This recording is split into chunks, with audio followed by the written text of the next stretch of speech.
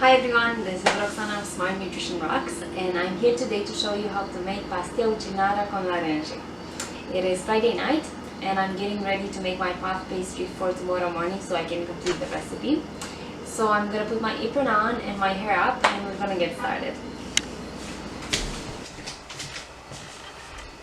Let's start with the ingredients. I've already measured here 2¼ cups of flour.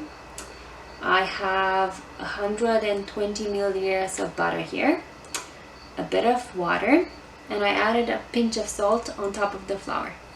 And that's all we need for the puff pastry. I'm gonna begin by sifting the flour.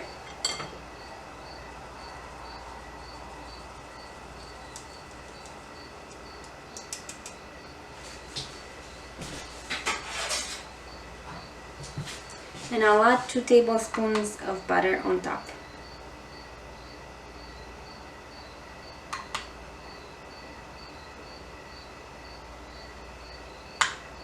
And then I'll use my hands and mix it in.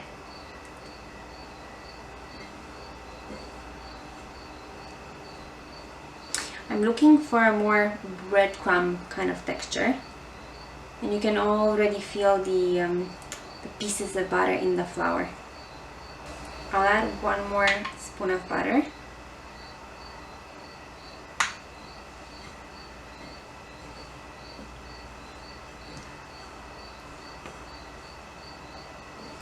You can buy your own puff pastry, but I decided to make it mostly because I really like to know what I have in my food. I like to know my ingredients, and in this case actually I've tackled a bit the recipe and tried to make it a bit healthier.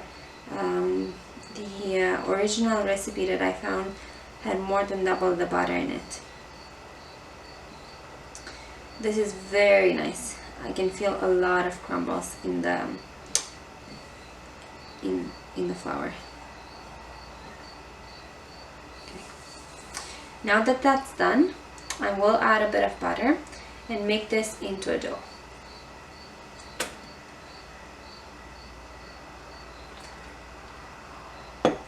I'll add a bit in the beginning and then gradually work my way and try to obtain the desired consistency. I'm looking for a more soft dough.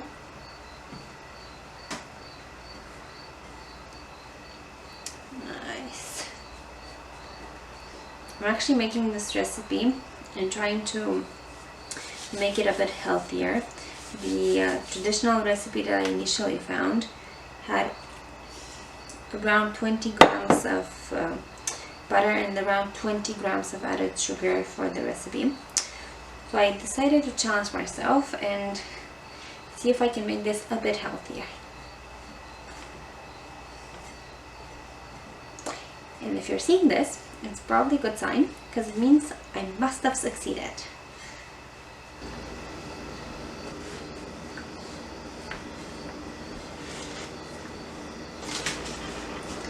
It took a few minutes, but our dough is done.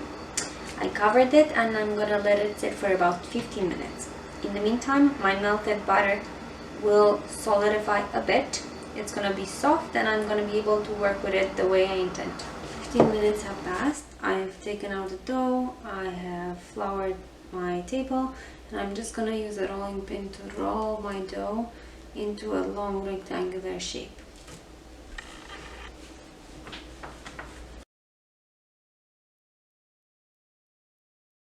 I'm gonna need a brush and I'm gonna take a tablespoon of butter, pour it in the middle, and then with my brush spread it all over the dough.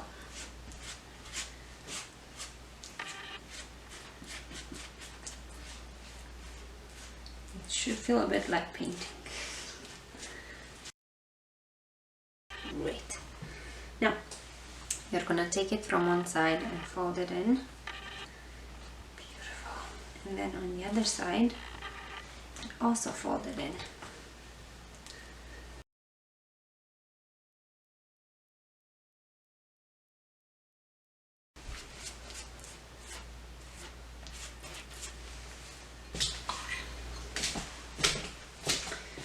Now rolled the dough 3 times. I'm adding a bit more butter, spreading it evenly.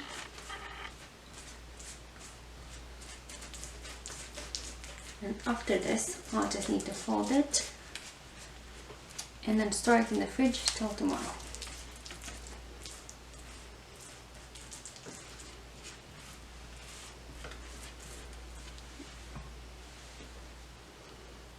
Once and then twice. Bit of butter. And now I'm gonna do a fold that's perpendicular to this one.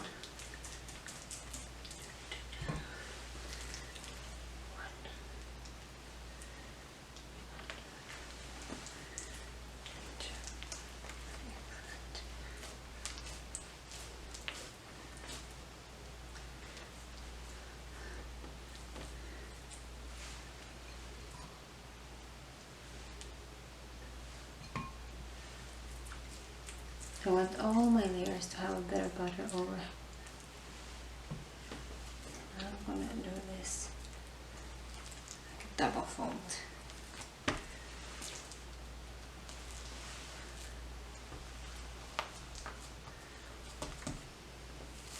You can quite tell when there's layers and layers of dough and butter, and then again dough and butter. So when we bake these, they will become very nice and flaky. That's it. Let's put it in the fridge and I will see you tomorrow for the rest of the recipe. It is Saturday morning and our puff pastry has had time to have a good night's sleep. So it's time to cut it and put it into the muffin pan.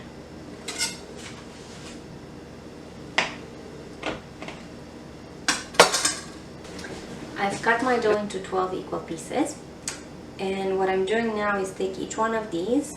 It should have a beautiful spiral pattern. I'm going to shape it with my hands into a bit of a circular shape, and I'm placing each one into a muffin tin. The puff pastry is now cut, shaped and placed into an individual muffin tin. It's going to take a nice deserved rest, and in the meantime I'll take care of the rest of the ingredients. I've already measured 16 milliliters of flour, that's about 1/4 of a cup, and I'm going to be using the same measuring cup to pour 16 milliliters of milk on top. I will whisk them and we will go to the next step. Next up, I will make the syrup. I've already measured 2/3 of a cup orange juice. Normally you'd add sugar to that, but because I wanted to make the recipe healthier, I decided to look into alternative sweeteners. This one is called Stevia. I found it in many brands, but if I look at the label, you see that most of that is Erythriol, which is a sugar alcohol. It does have a bit of Stevia, so it is a mix. You will need to use less than actual sugar. Normally this recipe calls for about a cup of sugar, whereas we're using just half of this because Stevia is a sweetener that's 200 to 300 times more sweet than actual sugar. Let's get started. I'm using a small spatula to mix them in, and I will bring the mixture to a boil. In a separate saucepan, I will put a cup of milk, add a bit of cinnamon, bring them to a boil. Once they are boiling, I will add a bit of orange zest. I zested 1 orange and I will keep the rest for later for plating. I will let it infuse for a couple of minutes and you will see what comes next.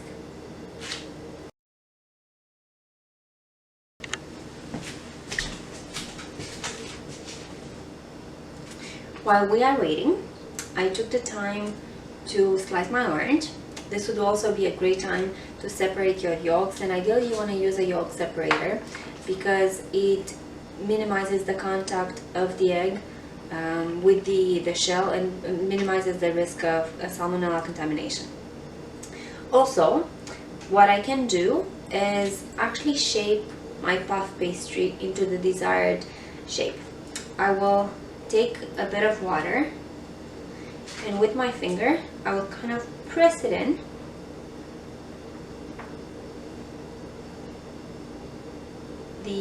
The dough is much softer now and much more easier to shape. One thing you want to pay attention to would be not to give it a very thin bottom. I'm gonna continue one by one so that my puff pastries are gonna be ready when my cream is done. Our mini cups are ready and they are absolutely cute. It was very easy to make them, and if you look inside, they look beautiful. You can see the spiral, and I can already imagine how they're gonna puff up. In the meantime, both my milk and my syrup have started boiling. I took them off the stove, so I'm now ready to put everything together. I put my flour mixture into a larger bowl. It's time to add the milk and mix them well together.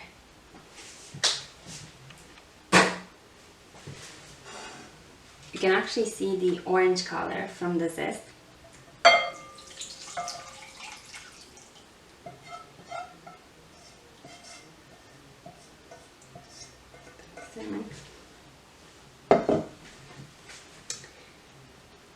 Traditionally, Portuguese custards are made with cream only, but I actually decided to make them with an orange flavor since I was deciding between two traditional recipes. The other one was orange pudding. They're both made with a lot of egg yolks in Portugal. Nuns in convents were usually left with a lot of leftover egg yolks because they were using the egg whites for clothes to make them nice and crisp. So both recipes had the same base, and because of that I thought I would probably be able to get away with a bit of an orange flavor and not have to decide between the two. Nice. Now that our mixture is done, I will have to add the syrup on top. Next up, the syrup. I will add it in and I will continue stirring until the entire mixture is cool.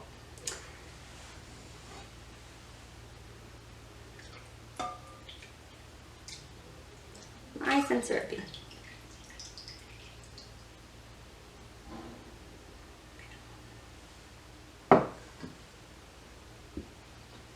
It's a fun fact, for this recipe I had to actually calculate to make sure I'm getting the right sweetness. But to make sure I'm getting just the same amount as with a normal Portuguese puff pastry, I had to account for the sugar in the orange juice. This is not too hard, it's actually excellent. I'll continue stirring a bit longer and then we'll add the egg yolks. Time to add the egg yolks. I have my whisk here, I will whisk them in and then we can assemble the pastries. I have to say this already looks and smells amazing, and because it's actually the first time that I'm making this recipe, I can't wait to try it. In the meantime, I have already preheated my oven. The recipe called for 550 degrees Fahrenheit, but my oven does not go that high, and actually in the original recipe they were recommending that you're putting your oven to the maximum temperature available, and that's fine, we'll do just that. Okay, let's go. Time to fill up the mini cups. I'm using a ladle because I love ladles. I think I like soups in general, so probably that's why I like ladles even more. So I'm just going to take a small amount and fill them about 3/4 filled. Let's see how this goes.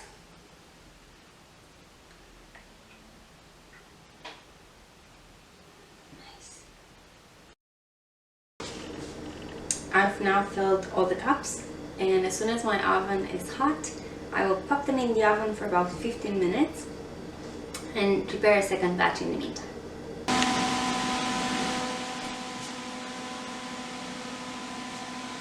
Our Portuguese pastries are done. We will now take them off the oven and get them ready for plating. Please remember to put your fan on, and if you can open the windows, as somebody had to wake up with the smoke alarm this morning.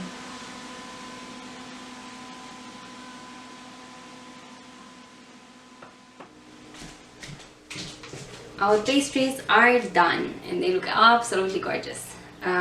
Because they've cooled down a bit, I can take a knife and take them off. I'm just gonna take a couple. The only thing left to do is to add a couple of orange slices. And you can enjoy them. Time for the taste test. We've made a healthier recipe, but it's not worth anything if the taste is not good. So I'm just as excited as you are to see how these taste. Very flaky. They smell excellent.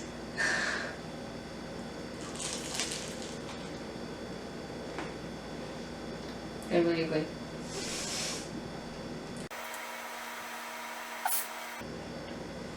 I did not plan this through. Thank you so much for being with us in this episode. This time we're tackling a Portuguese menu, and we made a traditional Pastel de Nata and added another spin by adding an orange flavor to the pastries. I hope you enjoyed it. I certainly did, and I can't wait to dig in and eat the rest of my plate. Thank you again. Until next time.